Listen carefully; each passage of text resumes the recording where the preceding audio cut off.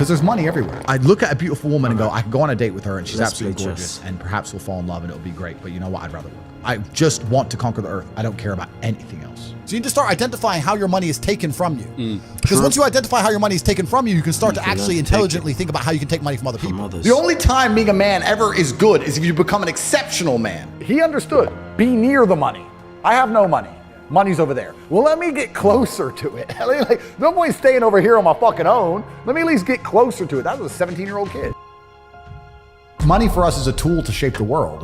And I think that's what a lot of people also don't understand about being rich. You don't want to be rich. You want to be powerful. That's what really is going to satisfy you in your soul. It's the power. It's not the, I can afford this, that. That's nice for a while. But really what makes you happy is there's 60 of these Bugattis on earth. Everyone wants one. Who gets one? I do. You. Because you can't have one. That's the fun of it, right? So it's power you're truly chasing. And if you want to be powerful, you can't be scared to invest money and spend money. A lot of people at home, if they want to make more money, need to invest in themselves. Yeah. They invest in themselves. And maybe they've been taught, well, if I just save. Let me say to everyone here at home, if you are saving less than 10 grand a month and you're just saving, your chance of being rich is fucking zero. You need to go and do something else and make more. Invest in yourself, get knowledge, pay attention to mentors, start another business, open something. You need to do something because you're not going to save your way to the top. The average person at home, you're not earning enough to ever save. If you never save 100% of your wage, you're still going to be broke. You have to get to a level of earning. Isn't it? When I found out about I just learned about how they print money. I literally could not believe it. Money's not real. For 3 days, I'm sitting around, so I'm like, what the fuck is this? So they could just print this shit? Money is not real. It's not real. They just print it. It's not real. Fair. Please continue. Yeah, so money's not real. And I say that to people. And they so go, it's not about money. No, it's not about money. So what's it about? It's about power and control. Yeah. So I've been from the absolute bottom to the absolute top. I've seen it all. And once you get past a certain level of wealth, once you get past a certain level of money, but then you understand what money is, right? So we say about money not being real. Money is not real from a governmental perspective because they just print it. It's nothing. But money is truthfully the stored time and energy of other people. If you have money, you have stored time and energy of other humans. Because people are hourly rates. That's right. Because I can take that money and make someone else use their time and energy for X thing. So let's look at even American slavery, the slavery that most Americans understand. You're going to work for me. I'm going to give you a house and I'm going to give you food and you're going to stay here and you're going to work. Slavery is abolished. So now what do? You're going to work for me. I'm going to give you that. I'm going to give you some money. And that money is enough to only buy you a house and some food. We've just put money in the middle. Now, if I can make you do whatever I want for money, and I can print as much money as I want, you're my slave. Because I can print it from the sky and you need it to live. So you are my slave. Money's not real. So I have all of this money. I have the stored time and energy of other humans. And once you get past a certain level of wealth, you understand, which ties back to COVID, that you're not interested in money. What you're interested in is people. It's always been about having good people around you. You want a beautiful, doting, loving woman who's obsessed with you. You want good brothers who will stand by you and make you motivated. You want bodyguards who are going to protect you. You want people. And then you want to look at it further down the rabbit hole. You want to get more sinister. If you've been born into a lineage or a dynasty or the people who control the world, you want people, you want robot people. You don't want to be spoken to disrespectfully. In your empire, in your podcast empire, right? You now have a podcast. Would you allow a member of staff to come along and say, this is bullshit, I don't like how you do this, is shit, you're shit? Or would you fire him? I don't know if I would fire them. I would first try to teach them how to behave. And if they didn't listen? They're out. Absolutely. So let's imagine you ran a country. Okay. All right. Let's imagine you ran the world. So I say this to people. I say, for the next 2 weeks, every time you spend money, even if it's £1, write down how they got it. How it was taken from you. And they're like, what do you mean? I'm like, all right, cool. You're walking down the street. You're going to Starbucks, you buy a coffee. Why did they take your money? Well, I wanted coffee. Yeah, but how? Okay, you wanted coffee, right? Cool. Did you only want a coffee because you saw Starbucks, or did you want a coffee beforehand? Why did you want their coffee and not another coffee? Did you buy a cake as well? Why did you buy a cake? All right, cool. So now you identified how they took your money. Then realize how they could have took more of your money. You bought a cake, but you didn't buy a sandwich. Why? The sandwiches weren't on display, or they looked cold, or they looked rubbish. Or the woman who was serving me was old and ugly. Maybe she was a young cutie and talked to me about bologna sandwiches, would have bought one. Right? So you need to start identifying how your money is taken from you. Because once you identify how your money is taken from you, you can start to actually intelligently think about how you can take money from other people. I find it amazing when people say they don't have motivation. I have people come to me and say, I want to get rich, I don't have motivation, I want to work harder. I said, how can you not have motivation to get rich when somebody like me with a head start like mine is still working 18-hour days every single day, 7 days a week without having a day off? I'm going to crush you. You don't stand a chance. I will beat you. And you're just going to sit there and perpetually lose because you can't find the motivation to crawl up out the mud and stay a bug until you end up in your 15-minute city getting your 17th injection like a dummy, like a useless eater. All I do is work. Nothing is fun. I don't have fun. I don't even understand sports. I don't understand the concept of fun. The only sport I ever did was beating the shit out of people. Is that fun? I wake up every day and I think, how do I make my life better? Nobody else wakes up each day and goes, how do I make Andrew Tate's life better? So if you're not the person who's waking up every day going, how do I improve my existence? Then nobody is. Nobody on the planet is considering improving your one spin on Earth. No one else cares. Nobody else cares. So if you don't care, then you're fucked. So you need to wake up and care. And it's amazing to me, like you're saying, how did I find my mentors? I just tried a bunch of them. Like when I had no money, I would try very hard I'd listen to lots of different people, or I'd try different things. And I wasn't scared to invest in myself because I understand that, look, if he's taking time out of his life, then I need to reward him for it financially. And I tried very hard and I listened and I paid attention and I was never lazy. I don't believe there's a person on the planet who pays attention, tries their best, is never lazy, is on time, works hard, has a mentor, and is giving it his all, who isn't rich. I don't believe it. I think that if you do all those things, you're rich. And if you don't have any money, you're missing one of those key elements. Now you can fool yourself and you can fool everyone else and you can pretend you're doing them, but if you're truly honest with yourself, am I finding people who are trying to teach me what I want to know, and am I trying my best? And the answer is fucking no every time. Just even being around people with money, it's just a good place to be. I'll give you an example. I was in Romania and I have the largest car collection probably in Romania. I have 28 supercars, everything you can name. And I went to a town called Cluj-Napoca. It's on the border of Hungary. And I drove there in my Chiron and I parked up and a kid came up and he said, hey, can I take some photos of your car? I have a car spotting page. I was like, yeah, whatever, cool. And he goes, yeah, okay, I'll just be a few minutes to this. So he took a bunch of photos and he come up to me and goes, hey, do you want the photos? And I was like, not really, I've already have photos. And he goes, oh yeah, okay. Well, if you want them, here's my email address. And I said to him, why do you do this? Why do you do this? You spend all day standing around taking photos of other people's cars. Is that not a waste of time? I thought it was a waste of time, but I was wrong. He goes, oh, well, I skipped school and I skipped college because I knew if I take pictures of expensive cars and email them to people, I'll have email addresses of the richest people in Romania. Yeah, smart. I was like, you're clever. I ended up hiring him. Very he works clever. for me now. Yeah. I was like, you know, I like you. He got himself a full-time job that day. So he understood, be near the money. I have no money. Money's over there. Well, let me get closer to it. Like, no point staying over here on my fucking own. Let me at least get closer to it. That was a 17-year-old kid. Now he's making 10 grand a month in Romania from me. So like, at least being closer to it. So you're right. People should, even if they haven't got a penny in the world, should be going to these meetings about real estate, about investing, that especially if it's cheap, they should go. Just meet other people who at least have money. Have conversations about money. Talk about it. How are you going to get what you don't talk about? Okay. When I'm sitting there and saying to men, look, life as a man is shit. It's always been shit. It's never been good. When men wake up and say, I'm depressed and life is hard and I'm sad and I'm struggling right now, I say, okay, throughout history, men have always struggled. Happiness is for children and women. Name a time in history it was better to be a man. Was it better to be a man in World War II? Was it better to be a man on the Titanic? Was it better to be a man in the Napoleonic Wars? Was it better to be a man when you were sitting in Vienna and the Mongol horde arrived, ready to decapitate any male and enslave all the females? When's it ever been good to be a man? Building the pyramids, was that fun? It's always sucked. The only time being a man ever is good is if you become an exceptional man, which is even something feminists admit. Because feminists sit and complain about men and say, well, men have this, men have that. But they're talking about 2% of men. Fascinating. They don't talk about all men. They say men have the best jobs. 2% of men have the best jobs. Most men carry trash. So you're talking crap. So everyone accepts that the best possible human experience that exists is the top 2% of men. Anything below that sucks as a man. You're better off being a chick.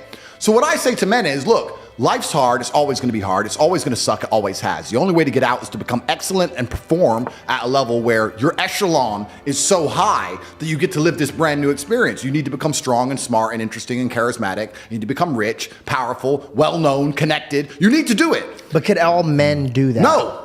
So, okay. But I have to tell them the truth. When people come along to me and say, my life's shit, and I look at them and go, yes. I think a lot of the problem with people, especially in the world today, is they misunderstand the difference between a dream and a plan. And nothing good in your life is ever going to happen by accident. If you see a guy in fantastic shape, you don't say, how'd you get in great shape? And he goes, it just happened. Oops, I just fell.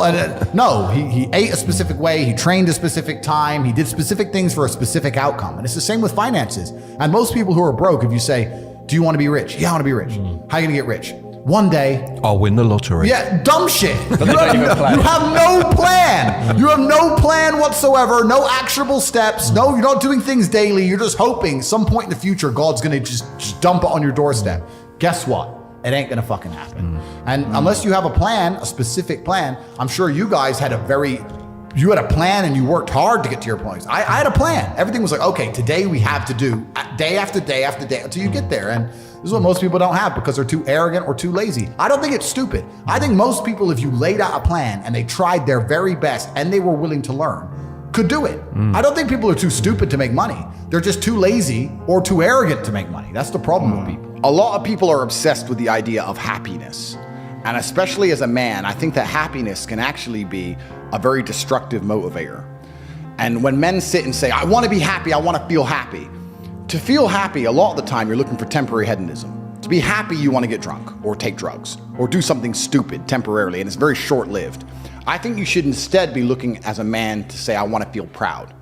If you choose pride over happiness, you're going to make decisions that you're proud of and that people around you are proud of, and it's going to be better for yourself and better for society and better for everyone who loves you, everyone you care about. If you're the kind of person who searches for happiness, whether male or female, in my experience, people who search for happiness end up doing hedonistic, temporary, stupid things. When I find men who search to feel proud of themselves, I want people to be proud of me, and I want to be proud of myself, and I want to be respected. They often delay happiness. They often go through very difficult things and build things which are beautiful or build things which are difficult to do. They often go to the other side of fear to feel that pride. I did it. I faced my fear. I did it. Yeah. So I think as a man, searching for pride or searching to feel proud is a pretty positive mindset for masculine achievement. The reason I'm the luckiest man on earth is because God has given me endless building blocks to build a superhero. He's given me endless power. He's given me endless motivation. What did we say? Yeah. He's given me I have endless sources of power. I can sit here right now and recall events that will prevent me from sleeping for 2 to 3 days. That gives me a superpower that other men do not have. They want to go to sleep. They're tired. I can stop being tired for days at a time. I can just have a thought. I can remember, I can sit, close my eyes, and use the power of my brain to vividly remember events, and I will not sleep for days. And when people come to me and say, oh, this happened, I'm really sad, or my heart broke, or this bad thing happened to me, I say, good. Thank the Lord that he's given you this endless source of motivation. You're wasting it. That's your problem, but it's been given to you. Nitrous oxide has been given to you. You just have to use it in the correct way. So I'm the luckiest man in the world because all the bad things that happened to me have given me all the building blocks to become the most fantastic man on the face of the planet. I don't ever sit and concern myself with, am I spending too much? If I thought I was spending too much, I would simply find a way to make more money. And a lot of people talk about efficiency as well. I've had people talk about working smart, not hard. That is true. But I believe that you need to fill your day with all of the hard work first. I think that working smart is a matter of being more efficient with all the time you should spend working. If you sit there and go, I want to work smart, not hard, so I work an hour a day, well then you're still lazy. You should work smart and hard and do 15 smart hours a day. That's how you win. I was talking to a young guy the other day, and he was 22, I think, and he caught a crypto pump. He made like $4 million in the last bull run, and now all the coins have gone down, whatever. He sold some. He has like $1.5 million. He's like, oh yeah, so I'm waiting for the next pump. I was like, bro, the problem with you is you've now been ruined for life because you're 22, you made easy money, and you think that you don't have to ever do any serious work. You also have no skill. The problem is with the crypto pump, it doesn't teach you anything. You didn't learn sales, marketing, staff management, stress tolerance. You need that. Nothing. He doesn't know how to do anything. So he's just sitting there just gambling on shit coins, waiting for the next one to pump. And he's 22, and his ass is never going to want to get a real job, and he doesn't have any skills. So I think he's in a lot of trouble, truthfully. And I made this clear to him. So it can be a detrimental thing. It can be a bad thing. But in terms of making money, it's certainly easier than it's ever been because we live in a global marketplace now. You can reach the world, and all you have to do is have a message worth making people listen to. And it truly is the abundance mindset is true. I remember when I was broke. When I was broke, I thought everyone was broke. You do. Because I was broke. 100%. And then you get rich and you start thinking, shit, everyone has money. Every supercar I want is sold out. Every diamond watch I want is sold out. The private jet charters are full. The yachts are full. Like, as soon as you get rich, you start Who going, are all these people that got money? Who are they? I was just in Dubai, and my houses are being built. They're going to be completed this year. I bought a bunch of them off plan, so I decided to rent. And I rented a house on the Palm. And it was $25,000 a day, dollars, and I rented it. And I'm sitting there, and the landlord comes and goes, I just got an offer for $35,000 a day. You need to leave. And I go, okay, well, I'll pay $40,000 a day. And then he came back and goes, the guy's offered $50,000 a day for a year. And I'm like, who am I even in a bidding war with? And I just left. I was like, you know what? Take it. I'll get another one. But like, there's people out there with money like you couldn't fucking fathom. There is so much money in the world. So you do get to a level of wealth. Another time it hit me, I was at Monaco. I was sitting around dinner in Monaco after, it was on a car rally, funnily enough. And there's like 10 of us. And I just looked around the table by coincidence and I saw everyone's wearing a nice watch. And I thought, when I was broke, the idea, if someone told me they had 30 or 40 grand in the bank, I thought they were doing good. Now I'm sitting at a table, everyone's wearing a $100,000 watch. Nobody gives a fuck. It's just like, there's levels to the game. And when you get up to the top, you realize there's money everywhere. The abundance mindset, there are so many rich people. So if you're not where you want to be financially, I hope this pisses you off, because I'm telling you to annoy you, that you're sitting there struggling to pay your bills. There are people out there making so much money you couldn't possibly fathom, who have anything they want all of the time. And you may sit there and go, oh, but they're miserable. A lot of them aren't. Trust me, they're having a great time. So you need to make a bunch more money, because there's money everywhere. Think of the harshest lesson. You don't even have to say what it is, but think of the harshest lesson you've had in the last few years. And think of how many times you had the easy way to learn that lesson. You could have just stopped being a dickhead before it got bad. Like that. Think how many times you could have just woke up and go, nah. But we don't, do we? Nope. We wake up like, we got away with it. It's fine. And then bam, you get hit. There's only two ways to learn lessons, hard and harder. If you're smart, you take it the hard way. Real idiots take it the hardest way. Yeah. But there's no easy way to learn lessons. But when will you stop the work and take a step back? I don't want to. I don't want to. I don't want to. No. And that's my competitive advantage. I don't want to do that. The enjoyment for you is the work, not the... Completely. Other people are like, oh, I'm here now, so I can now go on holiday. I don't want to stop working. I don't want a holiday. I don't want to relax. Is this relaxing? I'm going to try and relax for the first time in my life. We'll do this here live on the podcast. Ready? Yeah. Ready?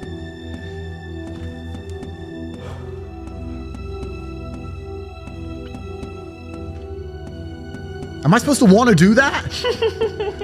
What was that? What was it? Like, what is that? Is that it? Is that the dream? Doing nothing. Is that the goal?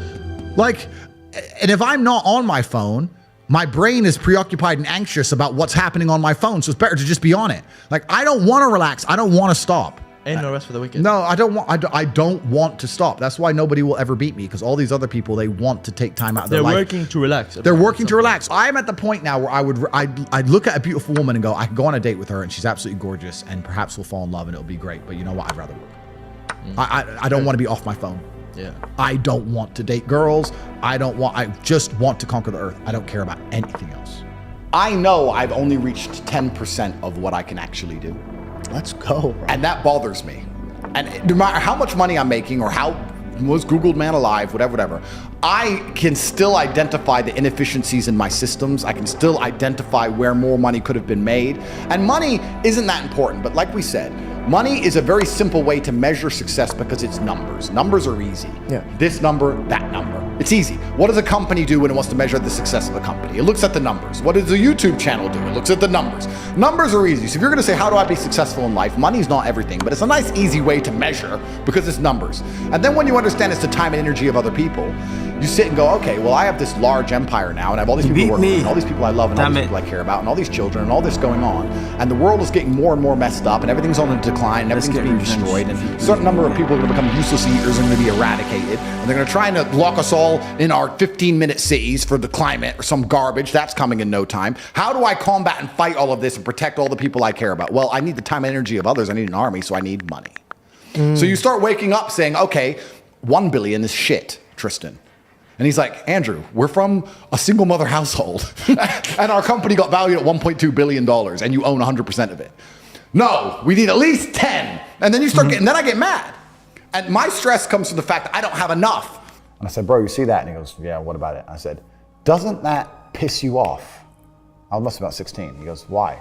So this dude has 400 G's for a car, 400 grand. I'm walking 4 miles to college because my mom hasn't got any car. He has 400 grand. Do you think he works a job? Do you think he's fucking behind a counter somewhere? He knows something about the world that I don't know. Yeah. And they were like, well, he's rich. I'm like, yeah, I know. I didn't say he wasn't rich, dummy. I'm saying he knows something about the world I don't know. And I was intrigued and it angered me. I couldn't sleep for weeks. I was pissed off. Every time I saw somebody with genuine money, I understood that everything I was being told and taught and they were trying to make me believe just simply wasn't true. I was like, this is bullshit. None of these people are getting these things by following the path that the system is trying to make me follow. Yeah. Nobody, and everybody intrinsically knows this. If you go to if you're at a BP, you're at a petrol station, and I pull out let's my destroy this Lamborghini, guy. Nobody goes, wow, he went to school. He studied hard. He's got a Who degree. they fuck? They're like drug dealer, gangster. And they do that because they know that the easiest way to amass wealth is to break the rules, because the rules are not designed to allow most people to make money. You can make money within the rules, of course you can, but most people don't. Most people who follow the path work, consume, die. That's it. Yeah. So I always knew the same thing as you, and I knew there had to be another way. I knew that just working for money was a paradigm that wasn't true. And then you understand making your money work for you, and you understand delinking your time from money. Yeah. You start learning to understand these things, but eventually you build a system and you build an ecosystem like me. I have 60 or 70 people work for me all around the world. And things just happen and money just kind of appears as long as everything's well organized. Do you think? And life really doesn't have to be that complicated. When you see somebody that has something you want, you just got to try and work out how they got it. Yeah. And that's the missing part. Most people see people with things they want and they don't do the second half. They don't try and work out how they got that thing. Oh, my man has a Ferrari. Okay. I wish I had a Ferrari. Okay. They don't sit there and go for an hour. How did he get a Ferrari? Ferrari? It doesn't cross that part is the part they don't want to do, right? They just go, oh, he has a Ferrari, wish I had a Ferrari, and they go back to TV. Yes. And that's why they lose. If you don't want to buy a jet and you don't want to buy a yacht, you're never going to need more than $20 million, really, because there's nothing to buy. And you can rent the yacht and the jet. You can charter yachts, you can charter jets, which is probably smarter anyway. I had a jet, I owned one for a few months, and I sold it.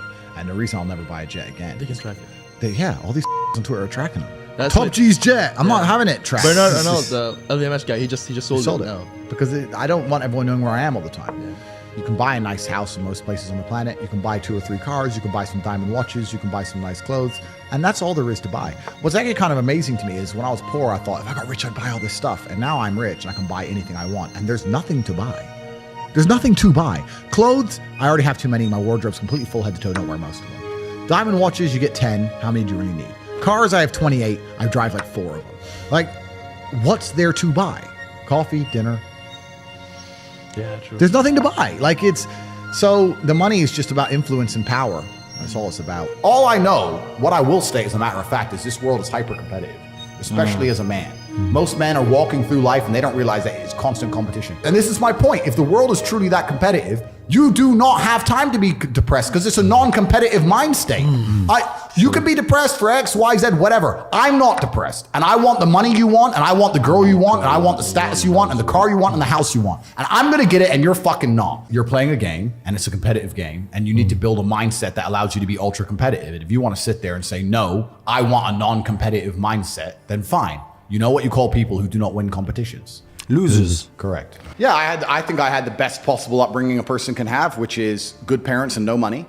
I didn't get famous or rich young, which I also thank the Lord for. I think a lot of these people who get famous online quite early, I think they miss out a lot of life. It's not real life. It's not real life. It's not real life. No, I had real jobs and I did real things and I was really broke and I was really on the bus and really trying to pay rent and doing real stuff for a long time. I always say I'm not rich. I'm a poor man with a lot of money. I always used to say that. And I don't want to brag or anything, but just because I get asked this question a lot.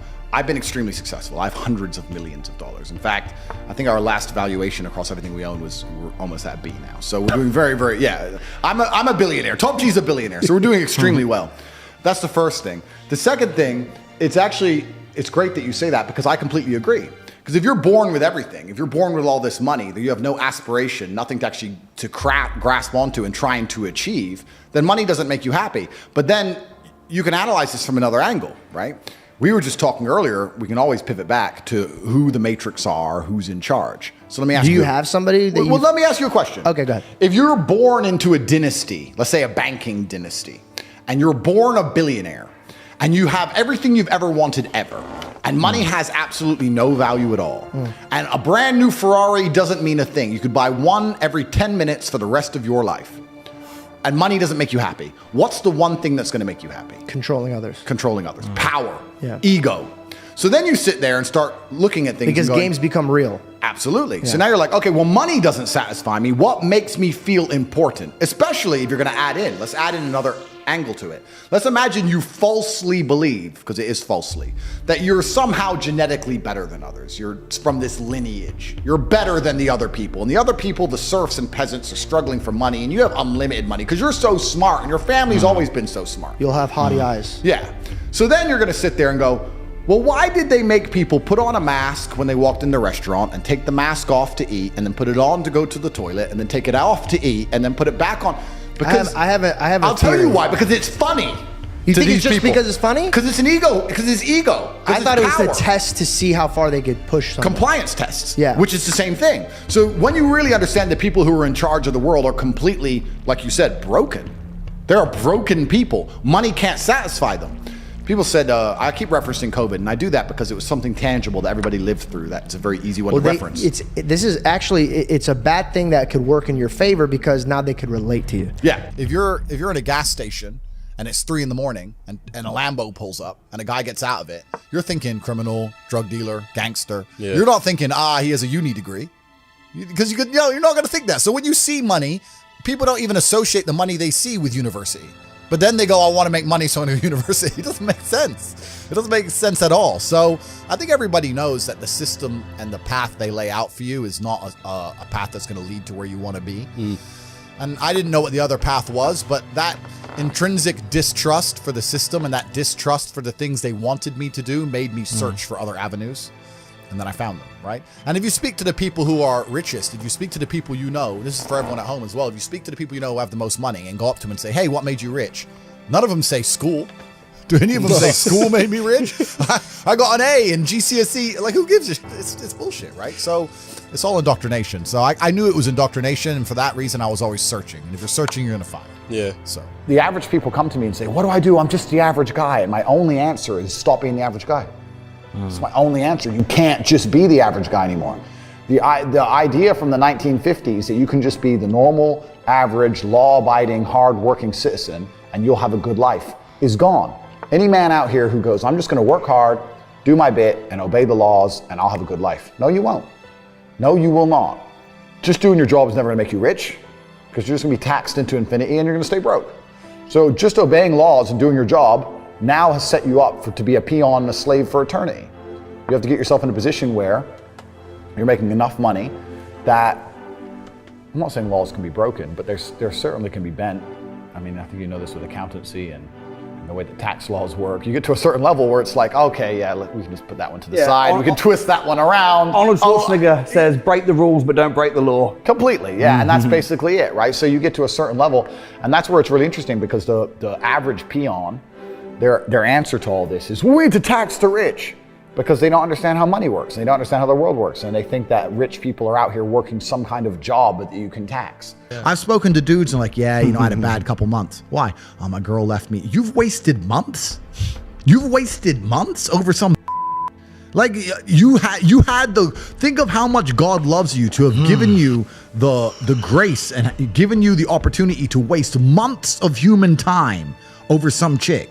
Like, talk about blessed head to toe. If I waste months, empires are going to collapse. I'm going to end up in a cell or dead if I waste months. I have things to do every single day. I can't waste a second.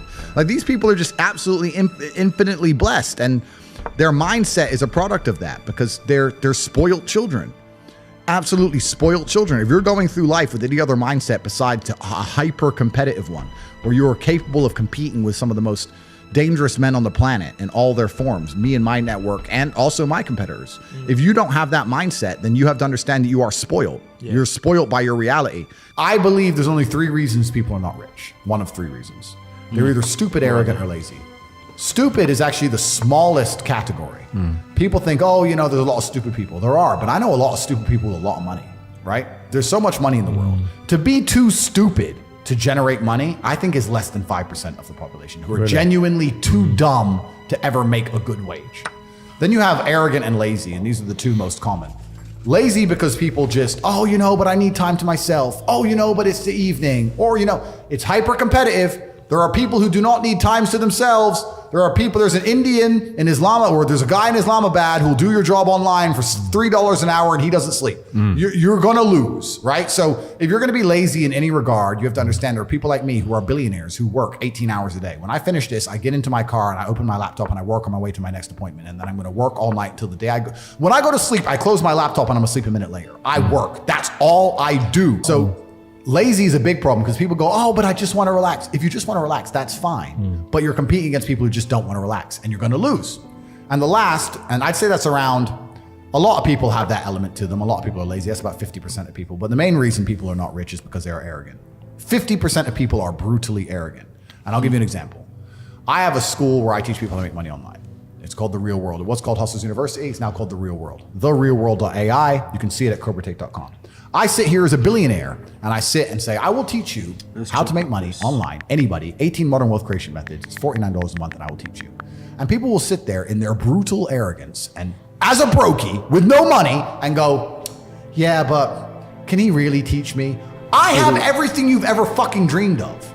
I have all the money, you have nothing, and you're so arrogant that you believe you know more than me, or that you can do it without me, or that I don't know how to teach you.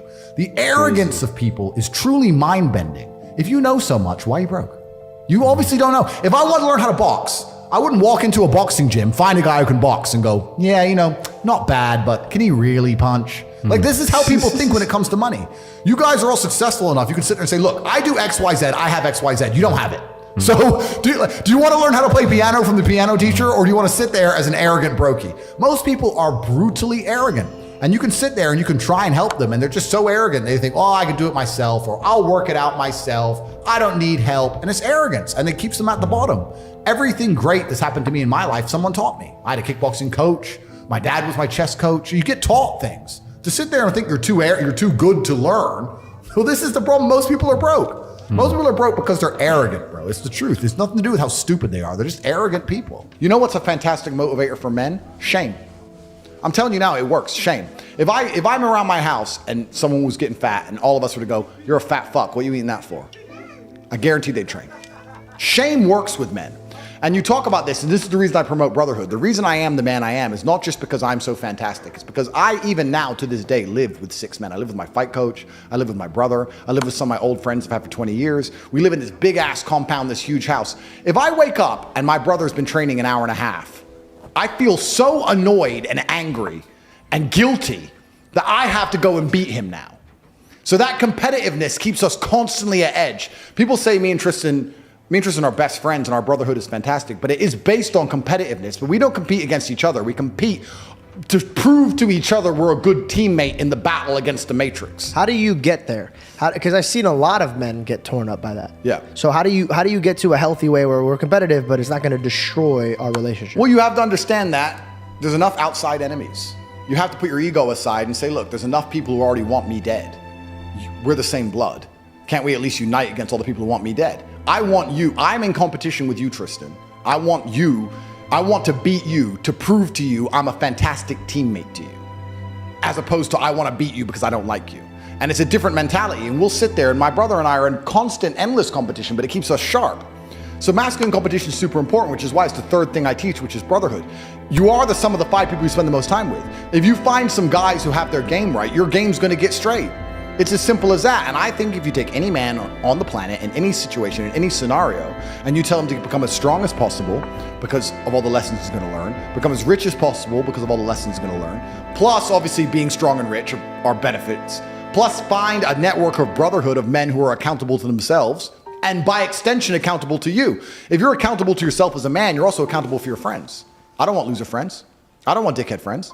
If I had a guy I really liked and he started being a dickhead, I'd try very hard to fix him. And if I couldn't fix him, I wouldn't be his friend anymore. I'd say, stop that. We don't do that. Why are you doing that? What are you crying about again? Why are you acting that way? Come on, let's go train. I don't want to train. But we always train. Come on, let's go. And then after a while, I'd be like, he doesn't train anymore. Get him out. Bye. Go get eaten by wolves. That's the unfortunate reality of the world, because I'm the sum of the 5 people I spend the most time with. I don't want to wake up one day feeling terrible and going, but he's missing the day and I might miss the day. His poison will get in my brain. I have to resist it. So if you get a brotherhood, masculine brotherhood, and you're accountable for yourself and for them, you're gonna be able to do nearly anything. People will shield laziness with anything. No one wants to admit they're lazy. So they'll shield it with disbelief. That's a scam. Or, I don't work hard, I work smart. Bollocks, more cover. For just anything it takes to say, I don't want to work. Do you believe in that? Work smarter, not harder? I believe in both. Yeah.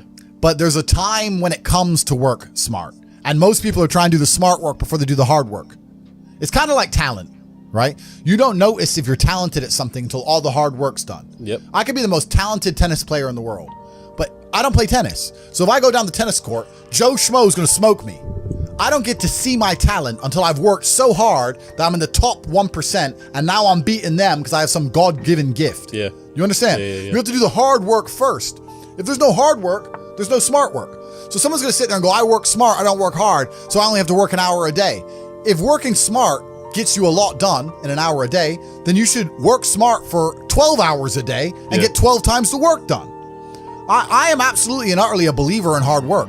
I'm a proponent of hard work. I have all this money and all I do is work. My entire life is work. This podcast is work. I'm getting in the car, I'm going to another meeting, work. I'm going to fuck a bitch, that's work. She's going to be on my arm at the fucking Cannes on the film festival. That's more credibility. I consider it work to fuck her. That's work. I want to go to the gym so I'm in good shape, work. It's all work. My entire life is work. And people don't want to look at life that way. They want to talk about work-life balance and being lazy and all this crap. I don't believe in any of that. I believe in if you want to win, you have to outcompete the man who's prepared to do nothing but work. It's player versus player. If you're going to sit there and go, I don't want to work more than an hour a day, well, the guy who does want to work more than an hour a day is going to beat you. And no matter how smart you are, there's always a smart dude who's doing the same smart work you are for more hours than you're doing it. That's just the nature of the game. And we talked earlier about speed. Most people go, it's only 2 weeks. It's only a week. It's only a week. The people who say it's only a week are the people who are broke. They don't value time. That's the reason you're all poor, because you say it's only a week. So, it's tomorrow. Oh, I'll do it later. It's only an hour. It's only a day. It's only a minute. You are competing against people like me. We do not waste a second. Being a normal man or an average Joe is always going to suck. The only way to have a good life as a man is to be exceptional in some fields. Here is how you do it. Yeah. You need to work your ass off. They delete me. They want men to stay depressed, semi-depressed, miserable, paying the taxes, just rich enough to pay tax, too broke to do anything else. Yeah. That's what they want. That's where they want you. So they don't care about men's mental health either. They don't care how many men kill themselves. They don't give a shit. And this is why I talk about the Matrix. People say, why do you talk about the Matrix all the time? And I say there are people who are living right now in a computer-controlled, computer-generated reality. If you believe everything you're watching on the news, you are believing a complete false version of reality. And the idea of that reality is to keep your brain occupied enough so you continue to do a shit job for shit wages and pay your taxes until you die. That's exactly that's the plot of the Matrix movie. They are abusing your body and controlling your mind so that your body will sit there and do what they need it to do until you're no longer useful anymore. And that's exactly what's happening. And another question I get is people ask me why I'm so interested in this fight against the Matrix. And I try and explain to people that I believe this fight cannot be avoided. I think you're either combating the Matrix and fighting against the garbage they're telling you, or you're believing it. And if you believe it, then you end up fighting against yourself. You end up fighting against your own mind. You can't avoid the battle. If you're a full-grown man and you believe everything that's on the news, you're going to end up fucking semi-depressed, divorced, miserable, broke. Like your life's shit anyway. There's no way to escape this fight. You're either buying their crap and fighting against your mind, or you're fighting against their crap. There's no other way to do it. I've never met somebody with a fantastic life who did not completely and utterly believe in themselves. I've never seen somebody massively succeed and they didn't believe in themselves, ever. I've never seen somebody who just allows life to happen to them and become blown off course by some sadness, end up doing massively monumental and important things. I've never seen it. And if she leaves me afterwards, let's say she just likes to leave men, I don't care. Yeah. I'm still working. You're still crying. You can't possibly ever beat me. I will continue to beat you into eternity, as will my bloodline. You will sit and pay the price for the rest of your human years. Even your ancestors above you are disappointed in you, and your offspring for the rest of your lineage will look up and say, my great-great-great-grandfather was a loser because I broke his heart, and now we've been broke ever since. Yeah. Chess and fighting are remarkably similar. Very. You have to know what your next move is going to be countering his next move. And there's no luck. If you lose, you made a mistake. There's no such thing as a lucky punch. If I'm losing a fight, or if I'm beating some guy up, and he hits me with one shot and knocks me out, and people go, that's a lucky punch. He's trained his whole life to punch people in the face, and he punched me in the face. You call that lucky? I call that good. I think it was a very good punch. Excellent. Probably his best punch of his career. No such thing as lucky punches. Same thing with chess. If and you also lose, you left your guard down. Absolutely. It's my fault. Same thing with chess. Brutal self-accountability. If you lose, you made a mistake somewhere. How do you learn that? You have to go back, reflect. You have to watch the game back, play the game back. Where did I make the mistake? You don't blame your opponent, you blame yourself always in chess. It's self-accountability. So when I stopped playing professional chess, I decided to move over to fighting because they're very similar. It's one-on-one, it's not a team sport. So that's why I chose to fight, but I never considered fighting fun. I never took it as, ha ha ha, this is fun. I was out to hurt people, for real. Firstly, I'm gonna tell you something about myself and most rich people. We don't own anything. I don't own anything. I don't own anything. There may be a trust fund in Ecuador that owns a company in Singapore that might own a yacht that I can borrow, for example. But I don't own shit. So that's the first thing. The second thing, you have all these different jurisdictions around the world. It's extremely complicated. How are you going to tax a rich guy? He has houses here, houses there, company here, company there, all the companies making a loss. Does Starbucks pay tax? No, Starbucks supposedly doesn't make money. Supposedly Uber's never made profit. An app on the phone with millions of cars around the world and people working endless hours for them and them getting a cut of it to run an app. Supposedly they've never made profit, never paid a penny tax. Funny how that works. You can't tax the rich. It's too complicated. You can't tax the rich. It doesn't work. All you're going to do is just drive them into other countries. If England right now today were to announce a huge tax on the rich people would just go, oh, cool. I'll base my company out of Belize. 2 pieces of paper, fuck you. We don't really learn lessons unless they're learned the hard way. Yeah. I believe that unless a lesson has taught the hard way, you're not going to learn it. You can have so many near misses and people won't learn their lesson. Bro, you must know a guy who goes out there, nearly crashes his car, doesn't slow his ass down till he wrecks it. Yeah. Like, this is how people are, right? So you need that pain for the lesson to sting enough to really genuinely go inside of your mind. And it's the same with everything. It's the same with driving a car or business. Truthfully, if you want to learn a lesson about business, you're going to have to suffer at some point, right? So we always say that most people are not successful with their first companies, X, Y, Z, blah, blah, blah. I get that. The truth is, there's a lot of people who make a lot of money with their first company, but they just spunk it, act an idiot, and it all blows up in their face. And that's how you get the discipline on your fourth company, that when you have $3 million in the bank, you just leave it there. Don't touch it. You know, and don't be done with it. So you need to go through some pain. You need to experience some negative things. You need to have to a degree some trauma to really even learn any lessons. So yeah, business studies, you're right. The book, that's not going to teach you anything about business. You need to get out there on the streets. You need to make mistakes. You need to suffer. You need to have the tax man knocking at your door. You got to deal with all that stuff so that you make sure it doesn't happen again. I really think that humans are stupid enough to only learn the hard way. That's kind of how it works. The problem with owning something is that it can be taken from you. So let's look at it the American way. In America, litigation is a big problem. Everyone gets sued all the time. So you don't want to own anything, because if you get sued, then you're going to have to pay that debt, and you might have to sell your assets to pay that debt. Not if it's in a company though, if it's in a limited company. Correct. This is the point. So Yeah. people don't own anything themselves. Okay, so they only feel their company. It's a limited company owns it, Yeah, a trust yeah, owns it. exactly. So you understand what I'm saying? Yeah. Look at the Panama Papers. Yeah. Look at it. And then it gets really complicated. And this is what I'm saying, where the average Joe Schmo at home has no idea how this stuff works. Yeah. Because let's look at Nike, for example. Nike doesn't pay any tax. Why does Nike not pay tax? Well, I'll give you a very simple version. They have two companies. One set up in Belize with a 1% tax rate, one set up in Europe. The one set up in Europe sells Nike trainers, pays all the staff, pays the stores, sells all the shoes, makes all the money, blah, blah, blah, makes millions and millions and millions in profit. The one in Belize owns the trademark. So after 100 million, 200 million, whatever it is, comes into the European company. The European company has a debt to Belize to use the trademark of all the profit. Isn't that coincidence? Yeah, right. That goes to Belize. Then Belize government comes along and goes, give us 1%. Nothing. Boom, boom, done. Crazy. Tax paid. It's all a scam. It's all a lie. It's all a scam. The person who get fucked, it's always the same. It's the guy in the middle. Yeah. The guy in the middle is going to get wrecked. It makes me laugh when they talk about, we're going to increase taxes, da-da-da. When they talk about increases taxes, they're not trying to chase down the billionaire on his yacht, because they can't. They're trying to chase down the guy with an address, who can't move, can't leave, he has a mortgage debt, 2 kids and a dog, living somewhere in Sunderland. He's stuck there. I walk in a gas station, put a mask on. No, I won't serve you. Okay, is the gas free?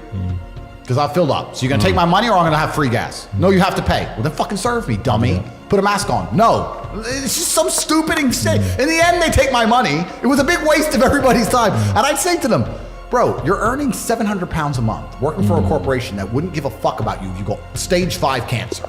Why do you care? If I worked in BP and someone walked into my gas station and decided to start a fire in the corner and barbecue some sausages, I wouldn't give up some. I'd be like, please stop, bro. Whatever. Like, why do these people, they're so fervently passionate about the rules of the BP station? But do we you're need a fucking people? Slave in your mind. Do we need slaves though? Because Yes, we obviously do. we need people to work and do those jobs that obviously the free people can't do. And this is the full circle realization when you get to the point where, as frustrating as it was, you need this slave class of people who buy bullshit so that I don't have to do bullshit stuff, which is great. But usually the bullshit people can't tell me what to do. It's only during COVID they were allowed, and now that's all over. They can't tell me what to do anymore, so it's fine. But if you're, and not everybody's mind can be free, because in society it would break down. But of course, some people's minds are designed for freedom and some people's aren't. But it's amazing when you're talking to the slave mind, trying to get through to them. You have two choices. Either you understand what's happening in the world today and you're on the side of good and you're fighting against the Matrix, or you've accepted all the Matrix programming to pretend that there is no battle, and then by extension, you're going to end up fighting against your own mind. And you're going to be in a fight either way.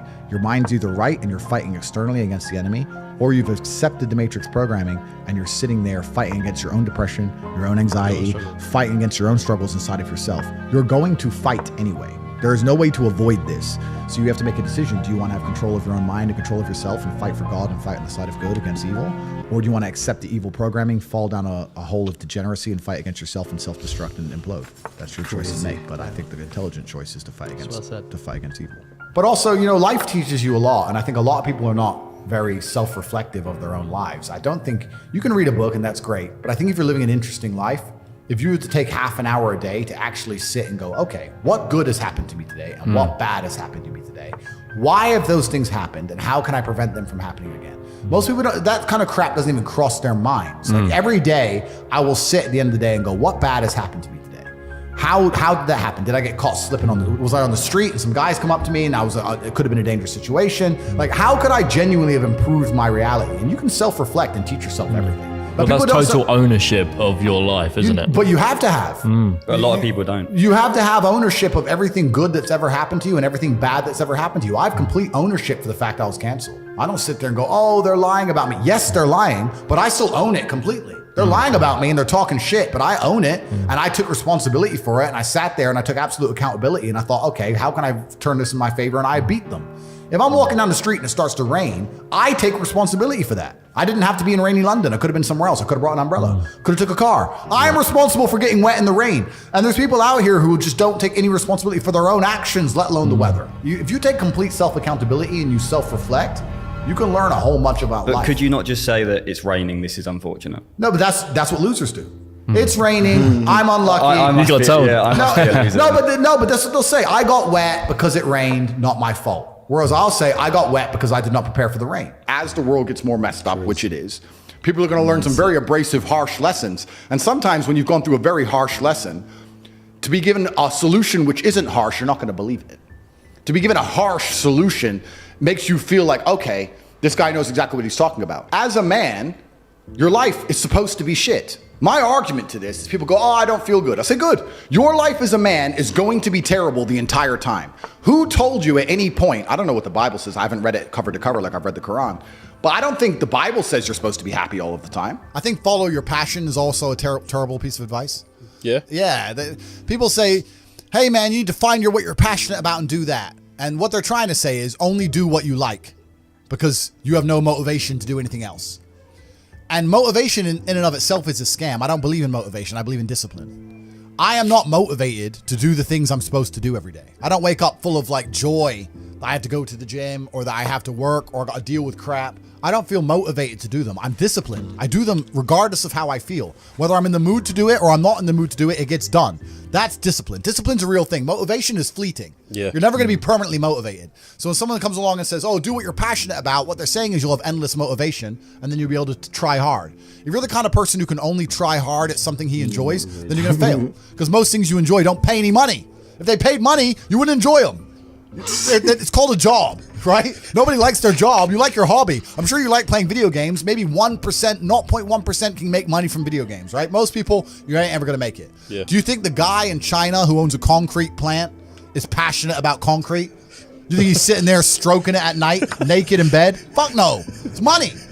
Be passionate about success. If you're passionate about money, then you can be passionate about anything. I'll be passionate about any business on earth that pays me. If you pay me $1 billion to dig that hole, I'll be very passionate about that hole. I will dig that hole with passion for the cash. Yeah, because you know the cash. For the money. Yeah. That's right. So when people come along and say, oh, you need to find something you're passionate about, follow your passion.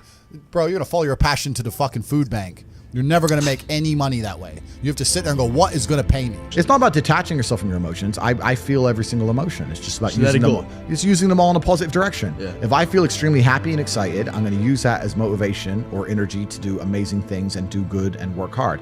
If I feel absolutely depressed and distraught, I'm going to use that as endless energy and motivation to do amazing things and work hard. It doesn't matter what you give me. Energy cannot be destroyed. It can only be converted and transferred. It doesn't matter what fuel you give me. If you give me diesel, petrol, kerosene, vodka, doesn't matter what you put inside of my engine. Hard work is gonna come out. Absolutely. Success. That's all I know how to do. Yeah. That's all I know how to do. It doesn't matter what fuel you put in my engine. My engine only knows how to do one thing, and that is succeed. That is only, that's all I know how to do. Yeah. So it doesn't matter what you feed me with. I'm going to be massively successful regardless. When I was broke, when I was on a council estate in Luton, I thought everyone was poor. And now that I have money, it kind of feels like everyone's rich. I go to buy a plane and they're like, no, I'm sold out. Thought you fucking sold out of planes? I go to buy a Bugatti and they're like sold out. I'm like, all the shit's Who are these people? Yeah, everyone's bought everything. Like, and it's crazy how many people out there have such ridiculous sums of money, truly ridiculous sums of money. There are so many rich people in the world, and it's kind of like your reality is based on. It's the Matrix, right? If you're broke, everyone's broke. If you're rich, everyone's rich. And a lot of people have this separation. I was lucky to live in both worlds, but a lot of people have this separation. Yeah. So I've had this conversation with a bunch of people, and my basic premise is that I refuse to believe in things that take power away from me. If you are in a haunted house and you believe in ghosts, you're scared of the haunted house. If you're in a haunted house and you don't believe in ghosts, you're just in a house and you don't care. So I don't like the idea when someone explains to me the idea of one day waking up and being miserable and not wanting to live anymore, and it's nothing to do with my circumstances and I have no power over it, and no matter how good my life is, I'm still gonna feel terrible and I'm gonna wanna die. That's not an idea I subscribe to. That's not a reality I'm ever gonna want. But that's for a myself. reactive depression, isn't it? You can be reactive depressed for the day, for example, or feeling for a while. Or even chronically. Yeah. Feeling depressed is real. Yeah. Depression as a disease, I do not subscribe to. The idea, I believe, that if you feel depressed, something is depressing you, and you should try your best to fix it. You should take control of your life and do your best to fix it. The idea, but they don't say that. They don't talk that. They say depression like it's this magic thing that comes out the sky and it gets in your brain. You're sad no matter what, and there's nothing you can do about it, and you need to only take pills. And I think that's a very bad way to look at the world, and that's a bad idea to subscribe to. And if you start to feel depressed, let's say your girl leaves you and you start to feel depressed, but you believe in the idea of depression, you're now going to start diagnosing yourself as clinically depressed, self-hypnosing yourself into hypnotizing yourself into being clinically depressed. And it's amazing how you can speak things into existence. I cannot become depressed because I don't believe in it. I think we're here to struggle and to learn. I don't think we're here to be happy. That's why when we keep going back to the happy argument, I've always found that kind of frustrating and annoying. When someone goes, oh, but I want to be happy. Why? Why? Why do you want to sit there and laugh? Like you were happy your entire childhood. That's your happy days. You're allowed to be happy as a kid. It's all over now, right? You're a man. You have responsibilities. I think we're here to do important. Provide, protect, and we're also here to do important things. And important things are going to be difficult, and they're going to be hard, and you're going to get frustrated. But that's what gives you purpose. I don't see anyone who's chasing happiness. I think that's a very feminine frame. I understand why some women just want to be happy.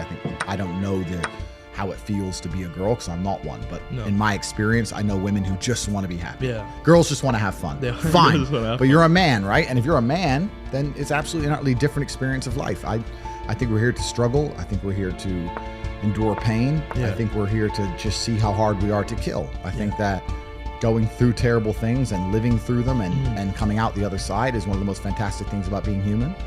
I think that it's almost like once you understand what life is really about, there's no emotion which isn't enjoyable. The only emotional state which can be seen as detrimental is feeling nothing at all. But if you're sitting at home and you're feeling truly heartbroken, at least you're feeling something, right? And I think that's the whole part of being human. I think we're here to struggle. I think we're here to go through pain. That's so I wake up each day and go, what can I attack? What problem can I solve?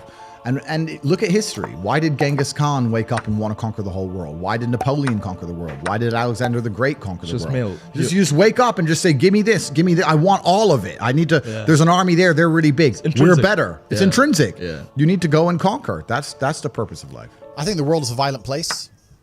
I think there's violence all around us. I think that I view the world in a violent way. And I don't mean that in a negative context. I say a lot of things and people take them as negative, but I see them as positive, right? Like I say I'm an angry person and people imagine me to be like unhappy. I'm super happy, but I'm angry. Angry is motivating to me. You can't sleep if you're angry, so you better work, right? So I'm an angry guy, but I'm a happy guy. And I see the world as a violent place. I've always seen it as a violent place. If most people look at a tree, they see a beautiful tree, right? If I look at a big, strong, beautiful tree, I think he must have fucked up every other little sapling around him. He took all the water, took all the nutrients, he destroyed them all. There was once 20 trees, and all 19 are dead. And they got one tree left, the big G, top G tree. Not one. Top tree. Tate.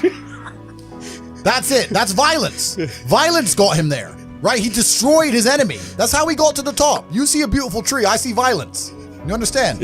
And that's the true nature of the universe. You have to learn that you have to take things from other people, and by taking it, I'm not saying go rob a bank. I'm not saying that.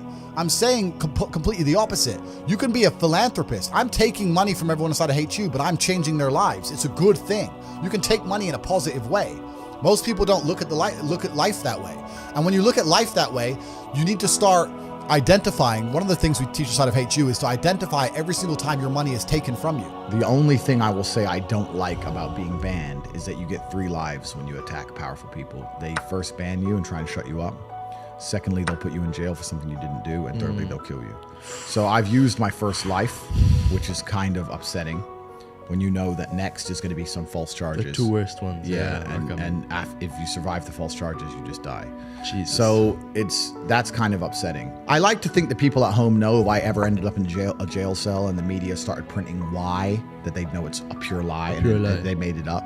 Yeah. But that's kind of scary. Outside of that, the ban in and of itself has not.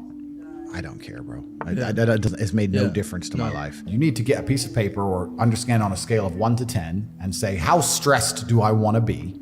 How much pressure do I want to feel like I'm under? How much can I take? And be honest with yourself. I wanted this life. This is exactly what I want. It makes me happy. But there's a whole bunch of people who would not be happy in my position just because of the amount of pressure they're under. In my last cancellation, we had press trying to find my mother, family members doxxed. My last 20 ex-girlfriends called and offered a bribe, effectively 100,000 pounds to do a negative story on me. None of them turned. Bank accounts frozen, travel bans, all my social media is deleted. All over the news, national news, I'm evil. Press releases in the schools saying that I'm bad for young men and I'm misogynistic. Like, most people are not prepared for that level of pressure. I slept fine. Most people would be like, whoa, there are death threats. Like, most people can't handle that. I can handle it fine. Most can't. You have to decide what you want to deal with. So when you're setting your expectations, it shouldn't just be about how much money you want to make. It's truly about how stressed and how much pressure do I want to be under. I actually enjoy it. I'm a warrior. I'd be bored in the other way. I want people coming for me. That's what I want. But if you don't want that, then don't build a life that does that. I think if I were to talk to Tyson or Tyson were to talk to anybody, he'd say the same thing. He'd say, look, end of the day, even if you're struggling, it's you that's going to have to get up and get the work done and change your life. I think that a lot of the help, which is being purported now by the system, by the Matrix, isn't designed to help. I think it's designed to keep people in this state of depression, because when you're depressed, you're submissive. You don't care about what happens to you if you're depressed. Depressed people aren't going to riot against a new law or against COVID tyranny because they're depressed. They're too busy. They're at home and they're sad. I think that keeping everybody in a degree of semi-neutral depression, semi-sad, is good for their ability to control all of us. So when they go on the TV and say, you're depressed, it's a disease, you can't fix it, there's nothing you can do about it, it's not your fault, I think they're just trying to reinforce in your mind that you're never going to get better. I think if they really cared, they'd say, like Tyson Fury says, you're depressed, but you can beat this. You can do this. I don't hear them saying that very often. They just sit there and say, everyone's depressed and it's normal. Accept it. And I don't accept that. I don't accept that. I don't think people should sit there and accept that they're sad. Change it. I think only you can change it. That's what I believe. God created us to learn and understand ourselves and understand other people and understand the world. And what did I say earlier? I said that you don't learn a lesson or you don't appreciate something without pain. So you have to struggle to learn anything. There's only 2 ways to learn things, the hard way or the harder way. If you're smart, you can learn the hard way. But in my experience, 99% of the planet only learn the hardest possible way. If the lesson's even 85% effective, they'll make the same mistake. It's only when they completely decimate and destroy an element of their life do they sit there and go, oh, oops, now I get it. No. That's how it goes. If you start with a good team, you're going to make it. That's really true. Brotherhood in and of itself is so valuable. If you sit around with 20 people and none of them are lazy and none of them are snakes, you're going to be fine. So you need to have people you can give this guy's in charge of this thing, that guy's in charge of this thing. Delegate people, different roles, different tasks. Absolutely. You got to have a team, you got to have a network. And my network is so strong, that's one of the big advantages I have. I have people around me who I can genuinely, seriously trust.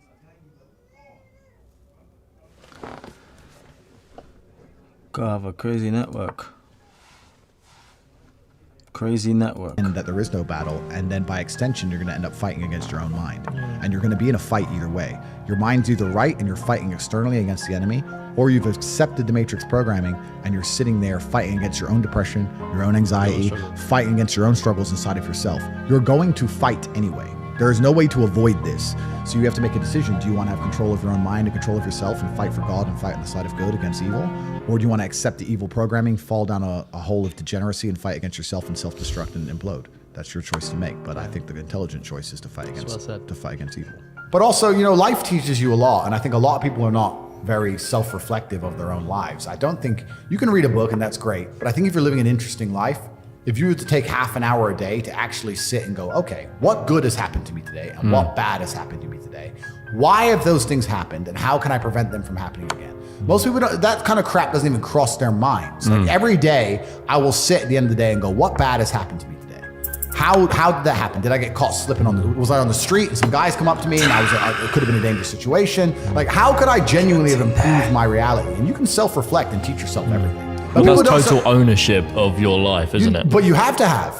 But a lot of people don't. You have to have ownership of everything good that's ever happened to you and everything bad that's ever happened to you. I have complete ownership for the fact I was canceled. I don't sit there and go, oh, they're lying about me. Yes, they're lying, but I still own it completely. They're lying about me and they're talking shit, but I own it and I took responsibility for it and I sat there and I took absolute accountability and I thought, okay, how can I turn this in my favor? And I beat them. If I'm walking down the street and it starts to rain, I take responsibility for that. I didn't have to be in rainy London. I could have been somewhere else. I could have brought an umbrella. Could have took a car. I am responsible for getting wet in the rain. And there's people out here who just don't take any responsibility for their own actions, let alone the weather. If you take complete self-accountability and you self-reflect, you can learn a whole bunch about life. Could you not just say that it's raining, this is Link is in the description. No, but Join that's our what losers community do. to make It's more raining. money. Keep I'm God. unlucky. You gotta tell them. No, but